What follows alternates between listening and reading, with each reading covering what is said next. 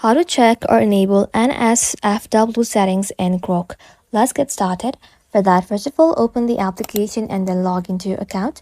Once logged in, simply tap on this two-line icon right over here. Inside here, tap on the settings like icon. Now, scroll to the settings list and look for the option related to NSFW or content preferences. If you see it, you can simply toggle it on or adjust it based on your preferences.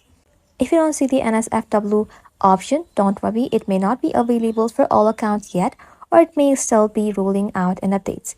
In that case, head back to your home screen, open up the App Store. In the search bar, you can go ahead and simply search for Grok and then make sure the app is updated. You can even use the in-app help or report section to confirm if the feature is available for your account. Once enabled, your content preferences will be updated automatically based on your selection. That's it.